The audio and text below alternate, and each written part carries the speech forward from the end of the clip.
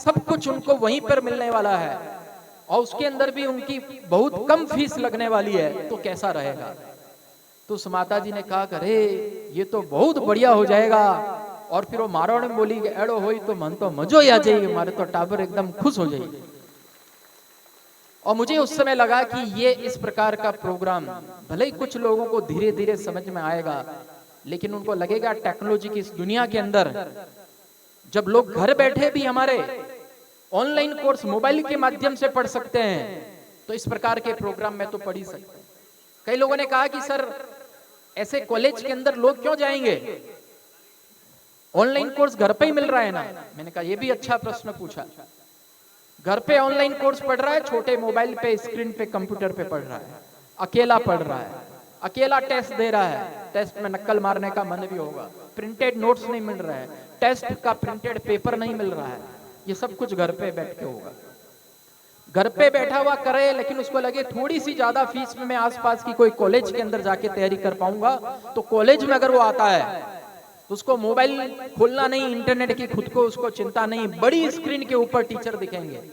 और मैं आपको बड़ी स्क्रीन के ऊपर टीचर दिख के इस प्रकार का प्रोग्राम, सेम प्रोग्राम, इसी प्रकार की पद्धति, शिक्षण पद्धति हमने हमारे तिवरी के गुरुकुल में स्थापित कर रखी है, जहाँ पे हमारे प्रतियोगी परीक्षा के 40 से अधिक बच्चे पढ़ रहे हैं और वो इसी प्रकार से लाइव फ्रॉम स्टूडियो पढ़ रहे हैं, लाइव फ्रॉम स्टूडियो पढ़ रहे हैं। और आपको जान के आश्चर्य होगा, तैयारी वो आरएस की कर रहे हैं, लेकिन आरएस की वैकेंसी हर साल आए जरूरी नहीं है। मैं आपको ये भी बताने वाला हूं क्यों हमने आरएस और एसएससी का कोर्स शुरू किया। आने वाले दिनों में हम स्कूलों के अंदर भी नीट, जेई, क्लैट वगैरह भी शुरू करने वाले हैं। बीएड कॉलेजेस में शुरू होंगे, नर्सिंग कॉलेजेस के अंदर नर्सिंग ऑफिसर के कोर्स भी शुरू होंगे। अगर बच्चा अपने कॉलेज के साथ साथ first year, second year, final year करता हुआ अगर वो आरएस की तैयारी करता है, तो उसका ज्योग्राफी अच्छा हो रहा है, हिस्ट्री अच्छा हो रहा है, polity, economy, sociology, public administration, math, reasoning, English, Hindi, सारे विषय उसके अच्छे हो रहे हैं। कॉलेज के साथ पढ़ते पढ़ते उसके हो रहे हैं। कोई कारण से आरएस की परीक्षा नहीं भी देनी, हमारे पास में कई सारे कोचिंग करने के लिए बड़े बड़े बिजनेसमैन के बच्चे आते हैं कि साहब इसको आरएस की कोचिंग कराओ, बैंक पीओ कोचिंग कराओ। अरे मैंने कहा आप क्या कर रहे हो बच्चों को कोचिंग करा के, आपको इनको नौकरी थोड़ी करानी है आपकी बेटी को। साल भर का जिनका 500 करोड़ 1000 करोड़ का टर्नओवर है, ऐसे लोग भी पढ़ाते हैं। मैंने कहा क्यों भाई, क्यों पढ़ा रहे हो? उन्होंने कहा कि बच्चे की आईक्यू बढ़े, नॉलेज बढ़े। भले ही आरएस की परीक्षा नहीं देगा, लेकिन वो इकोनॉमिक सीखेगा, जियोग्राफी सीखेगा, हिस्ट्री सीखेगा, उसका पावर तेज होएगा, मेमोरी तेज होएगी, उसका ब्रेन जो है वो शार्प होगा। इसलिए जो मैं बच्चे को पढ़ाना चाहता हूं। तो आप में से भी कई सारे बच्चे अगर आरएस की परीक्षा की तैयारी कर रहे हैं, आरएस जैसे दूसरे एग्जाम जो है, सब इंस्पेक्टर, पटवारी, कांस्टेबल, ग्राम सेवक, ग्राम विकास अधिकारी, ये तो झटके में निकालेगा। जब आरएस की हाथी के पैर में तो सब आ जाता है। और किसी को लगे कि नहीं मेरे को मैथ, रीजनिंग, इंग्लिश वगैरह ये मजबूत करनी है, तो एसएससी का कोर्स ले ले, और एसएससी का कोर्स लेके वो मैथ, रीजनिंग, इंग्लिश वगैरह ये सब मजबूत कर सकता है। और यहीं पर बैठे बैठे अपनी कॉलेज की तैयारी के साथ साथ कर सकता है, थोड़ा सा इन्वेस्टमेंट करके। हमारे आरएस फाउंडेशन की फीस जो है, जो हम चलाते हैं वहां पे, हमारे 3 साल कोर्स, उसकी 90,000 रुपए फीस है। जयपुर और जोधपुर दोनों में खूब सारे विद्यार्थी हैं।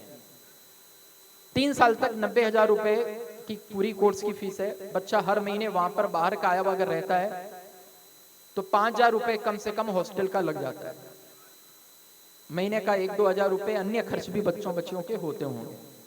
5,000 रुपए ही लेके चलूं तो साल भर का 12 महीने के हिसाब से 60,000 रुपए तो साल भर का हुआ। 3 साल तक अगर वो तैयारी करे तो 1,80,000 रुपए। घर से दूर बच्चा, चिंता तनाव अलग से, 1,80,000 तो केवल हॉस्टल के, और 90,000 रुपए हमारे उत्कर्ष की अलग से फी। वो सब कुछ उसको पे करके वहां पे रहना है। लेकिन ये कॉलेज इंटीग्रेटेड प्रोग्राम में अब कॉलेज में रहते हुए बच्चा, हमने फीस 3 साल की फीस मात्र कितनी रखी है? 35,000 रुपए फीस। 3 साल की 35,000 रुपए फीस। वो 90,000 रुपए अलग फीस, 1,80,000 खर्चा, वो सब छोड़ दीजिए। कॉलेज के साथ साथ 3 साल की 35,000 रुपए फीस का मतलब ये हो गया कि 12 महीना 3 साल की अगर हम बात करें तो महीने की 1,000 रुपए से कम फीस के अंदर कोई बच्चा आरएस की तैयारी कर सकता है। और एसएससी की फीस तो हमने और भी कम रखी, उसमें बच्चा अपना मैथ, रीजनिंग, इंग्लिश अगर तैयार कर लिया तो वो कोई बैंक का एग्जाम दे, एसएससी का, सीजीएल का दे, कोई भी तरह की परीक्षा दे, हर तरह की परीक्षा में ये सब्जेक्ट्स काम आते हैं। और न केवल ये प्रोग्राम हमारे शाम के चलेंगे, इवन राम अकेले जी मैं आपको बताना चाह रहा हूं, हमने ये भी प्रोग्राम किया कि कॉलेज में पढ़ने वाले विद्यार्थी जो इनके कॉलेज के जो कोर्स चलते हैं, इनके भी जब आप कभी कहेंगे सब हमारी एक टेस्ट है बच्चों के, हम कॉलेज में लेना चाहते हैं, उत्कर्ष के कोचिंग में शाम को तो भले ही नहीं आते हैं, लेकिन कॉलेज के अंदर इनका बीए, बीकॉम, बीएससी का कोई पाठ्यक्रम है, उसके साथ में टेस्ट है, वो टेस्ट भी हमारी टेक्नोलॉजी से हम आयोजित करवा देंगे। और जिस प्रकार से राम अकेला जी की वक्तृत्व कला है, बोलने का जो उनका हुनर है, समझाने की जो इनकी कला है, तो मैं तो राम अकेला जी को कहना चाहूंगा कि हमें एक हमारे कॉलेज इंटीग्रेशन प्रोग्राम के लिए एक प्रवक्ता, एक समझाने के लिए भी एक व्यक्ति चाहिए, जो जैसे जैसे कॉलेज जुड़ रहे हैं उनको पूरे राजस्थान भर में, क्योंकि मुझे उतना समय नहीं मिल पाता, तो मैं तो ऑफर करूंगा कि राम अकेला जी इधर अगर आपका ऑटोमेशन मोड पे हो और ये सब लोग संभाल रहे हो, तो हमारा उत्कर्ष सारथी प्रोग्राम जो है उसको लेके आप बढ़िए, आगे बढ़िए, हम आपको कमान देते हैं, हमारे रथ की कमान देते हैं। तो ये उत्कर्ष सारथी प्रोग्राम जो है आने वाले दिनों में, मैं फिर बताया हर एक को नहीं समझ में आएगा, अभी नहीं समझ में आएगा, लेकिन धीरे धीरे पता चलेगा। और आज जो मैं बता रहा हूं ये क्रांति का दिन है, ये ऐतिहासिक दिन है। आज से जब 2 साल 4 साल बाद में जब आप सोचोगे तो आप कहोगे कि हाँ, उस दिन आके निर्मल गहलोत ठीक बात कह के गया था कि ये कितना बड़ा परिवर्तन लेके आ गया। कस्बे में बैठे हुए, गांव में बैठे हुए, छोटे जगह पे बैठे हुए बच्चे टॉप के टीचर से पढ़ पाएंगे। बिल्कुल समझाने का तरीका वगैरह सब कुछ मैंने बताया ना, पढ़ाने के अलावा नोट्स प्रिंटेड, टेस्ट जो है पूरा पैटर्न का टेस्ट, सब कुछ वैसा वैसा होगा। केवल टीचर भी जैसे कक्षा में समझाता है बड़ी स्क्रीन पे, वैसा वैसा दिखाई देगा। और हमारी टेक्नोलॉजी भी कैसी है आपको पता है, जब टीचर पढ़ा रहे होते हैं, बोर्ड ज्यादा भर गया तो टीचर को अचानक से एक क्षण के लिए गायब कर देते हैं, फिर टीचर अचानक से वापस आ जाता है। सब बच्चे समझते जादू है। जैसे अभी कभी बार स्कूल में नहीं होता है, छोटे थे तब टीचर अगर इधर से लिख रहा होता है, इधर वाले बच्चे कहते हैं अरे गुरुजी उधर जाओ, दिखाई नहीं दे रहा है, और इधर से लिख रहा होता है तो इधर वाले कहते हैं अरे गुरुजी उधर जाओ। कहते हैं कि नहीं कहते हैं? हमने क्या किया कि हमारा वो बंदा वहां पे जो बैठा रहता है ना लाइव करने वाला, उसके पास में खटका है, खटको समझाओ, उस स्विच को दबाते ही गुरुजी को गायब कर देता है। गुरुजी की केवल आवाज आती है, बोर्ड पे लिखा हुआ दिखाई देता है।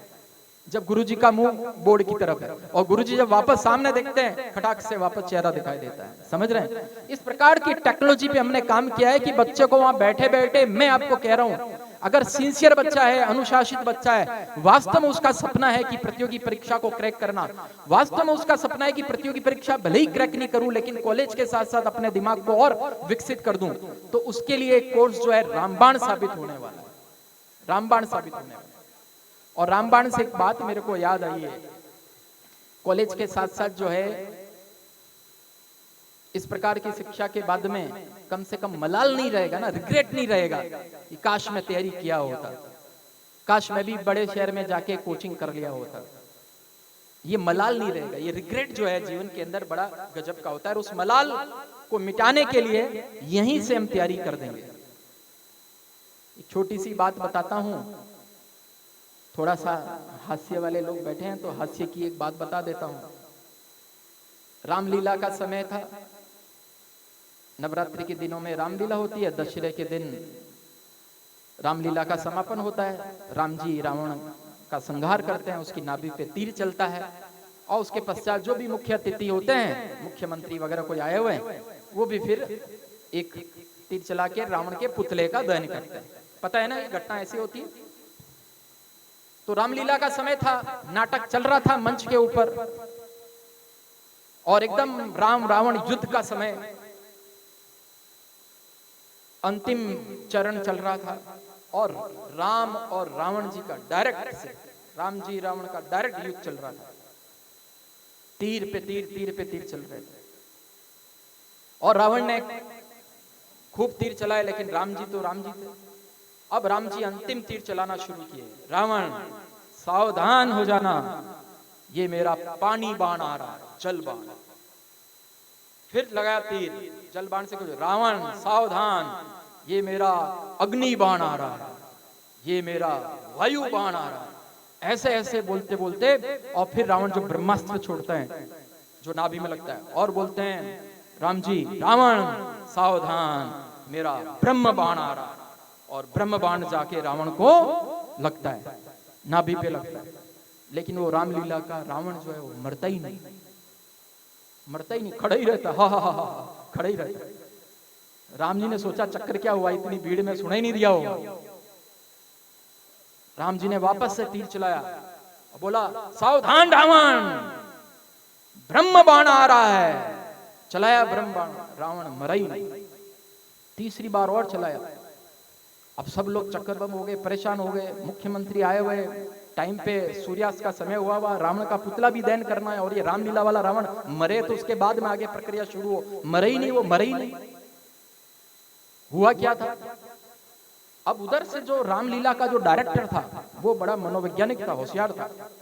उसने जोर से लेके बोला अरे रावण मरता क्यों नहीं है, 3 बार ब्रह्म बाण मार दिया तेरे को, पहली बार में मरना था, मरता क्यों नहीं है। रावण ने कहा नहीं मरूंगा, पिछले 3 साल का पेमेंट नहीं किया है तुमने, नहीं मरूंगा। अब मैनेजर को बात समझ में आ गई कि मुद्दा तो यहाँ पर पेमेंट से जुड़ा हुआ है। मैनेजर दौड़ा दौड़ा राम जी के पास गया और राम जी को 500-500 रुपए के नोट 10-12 रबड़ में बांध के कहा कि तीर पे लपेटो इसको। तीर पे लपटा और राम जी को कहा कि छोड़ो अब तीर को। तो राम जी ने जोर से बोला रावण सावधान, रोकड़ बाण आ रहा है। और जैसे ही रोकड़ बाण लगा और रावण मर गया। ये रोकड़ बाण चलाने की योग्यता जो है वो आपको इस कॉलेज के अंदर डॉक्टर राम अकेला जी के नेतृत्व में और उत्कर्ष के सहयोग से आप सबको मिलने वाली है। हम सभी के दिमाग में 2 तरह के मैनेजर बैठे हैं। अंत में 2 मिनट में अपनी बात कह के वाणी को विराम दूंगा। सबके दिमाग में 2 तरह के मैनेजर हैं। आपके मैनेजर हैं इसलिए आपके गुलाम हैं, क्योंकि आप ही उसको पोषण देते हो, विचारों का, खाद्य पदार्थ का, सबका। एक है मिस्टर यस, एक है मिस्टर नो। 2 तरह के मैनेजर। मिस्टर यस को काम दे दिया, ये सभी के लिए सुनने की बात है, बच्चों के लिए भी, बुजुर्गों के लिए भी, सबके लिए भी, जवानों के लिए भी, सबके लिए भी।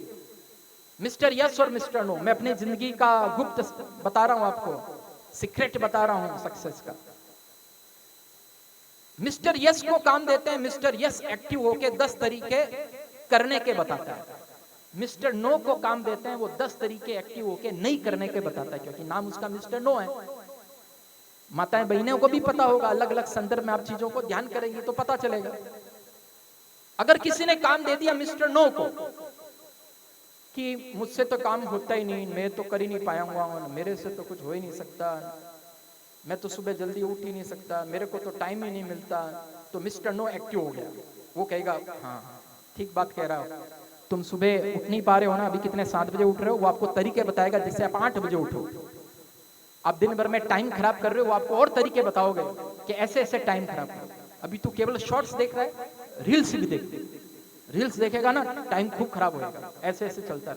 मैं कई बार देखता हूँ रेलवे स्टेशन पे, बस स्टैंड पे बच्चों को देखता रहता हूँ, वीडियो पे वीडियो, रील्स पे रील्स, टाइम को खराब करते हैं। अरे जिस चीज को करने में अगर आप किसी दूसरे को देखो और आपको अगर ग्लानि महसूस हो, किसी दूसरे को देखो और आपको लगे कैसा आदमी है टाइम अपना खराब कर रहा है, उस सेम चीज को खुद के ऊपर भी तो ग्लानि होनी चाहिए। आपके भीतर भी तो परमात्मा बैठा है भाई। और कई बार तो मेरा मन ऐसा करता है कि एक अच्छी सी धार वाली कटार लेके निकलूं और जो भी स्टूडेंट ये रील्स देख रहे हैं उनका अंगूठा सबका काटता रहूं, कह दूं मैं द्रोणाचार्य तू अकेले वैसा अंगूठा काटूंगा तेरा। क्योंकि वो अंगूठा जो है ना काम दिन भर में रील्स में ही हो रहा है सारा, आप देखना रील्स ही चलाते रहते। तो मिस्टर नो को अगर काम दिया, माताएं बहनें बैठी है, अगर मिस्टर नो को काम दिया, अगर आज 4 मेहमान आ रहे हैं, अचानक से आ रहे हैं, कैसे क्या लेके काम, कैसे क्या खाना बनाऊंगी, वो आपको तरीके बताएगा। हाँ एकदम सही बात कह रही है, देख राबोड़ी भी कोनी है, बढ़िया कोनी है, बारू सब्जियां भी कोनी है। वो नो को काम दिया, नो एक्टिव हो गया। लेकिन यही काम अगर मिस्टर यस को दिया कि अगर माननीय प्रेमचंद जी सांखला इस मुकाम हासिल कर सकते हैं, कुमार गौरव ने जो उदाहरण दिया, सूरज तिवारी का जो उदाहरण दिया, एक झोपड़ी के बच्चे का, रिक्शा चालक का बेटे का, अलग अलग आप YouTube पे मोटिवेशन देखते हैं, आपको लगेगा अगर वो कर सकता है तो मैं भी कर सकता हूँ। रोजाना सुबह 5 बजे उठना है तो तरीका क्या होगा वो खुद ही आपको बताएगा। अच्छा 5 बजे उठना है, इसके लिए रात को करीब 9:30 बजे तक सो जाना है। दिन भर में समय मुझे देना है, तो आपको यस को काम दे दिया, मैं तो समय निकाल के रहूंगा, मैं ये होमवर्क करके रहूंगा, मुझे ये प्रतियोगी परीक्षा पार करके ही रहना है। मैं आपको बता रहा हूं, केवल बच्चे लोग अगर मोबाइल से ही दूर हो जाए तो भी समझो 70% लोगों से आगे बढ़ गए। सिर्फ मोबाइल से ही दूर हो गए कि मोबाइल पे फालतू का काम नहीं करना, फालतू चीजें नहीं देखनी, क्योंकि ज्यादातर लोग तो मोबाइल के कारण तो टाइम खराब कर रहे हैं। इतना ही सोच लिया मुझे मोबाइल नहीं देखना है, 70% लोगों से ऑटोमेटिक आगे हो गया, कुछ भी नहीं किया, ऑटोमेटिक उससे आगे हो गया। और वो तरीका बताएगा। मन जो है, संकल्प अगर आप लेते हैं तो संकल्प को प्राप्त करने की ऊर्जा भी उसी में। तो मिस्टर यस को काम देते ही वो एक्टिव हो जाएगा, देखना, काम करने के लिए एक्टिव हो जाएगा। अब सबके दिमाग में दोनों मैनेजर है, कुछ लोग कभी मिस्टर यस को काम देते हैं, कुछ लोग मिस्टर नो को काम देते हैं, ऐसे बैलेंस चलता रहता है। कोई कोई ज्यादा काम मिस्टर नो को देता रहता है, अब उसका शकल सूरत चेहरा देखना आपको अलग ही दिखाई देगा। और कई बार पता है ऐसा होता है कि हमेशा ही मिस्टर नो को काम देते देते देते देते कई बार ऐसा होता है मिस्टर यस परेशान होके उसके दिमाग से रेजिग्नेशन लेटर लिख के इस्तीफा दे के चला जाता है कि भाई काम ही नहीं है, तू काम ही नहीं दे रहा है इतने दिनों से, तू मिस्टर नो कोई काम दे रहा है, तू उसी को संभाल, मैं तो चला जाता हूं। और ध्यान रखिए, जिस दिन मिस्टर यस इस्तीफा दे के चला गया दिमाग से, उसके बाद में कुछ भी नहीं बचने वाला है उसके जीवन के अंदर। बैलेंस चल रहा है, ऊपर नीचे है तक ठीक है, लेकिन वो इस्तीफा दे के जाना नहीं चाहिए।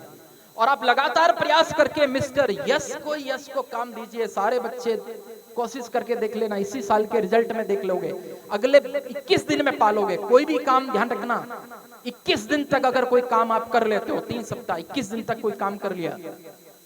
मैंने 9वीं कक्षा के अंदर चाय छोड़ी थी, मेरी बड़ी प्रिय थी, मुझे 9वीं कक्षा में था कि मुझे यार संकल्प लेना है, चाय प्रिय छोड़ी, आज तक वापस चाय को वापस छुआ नहीं।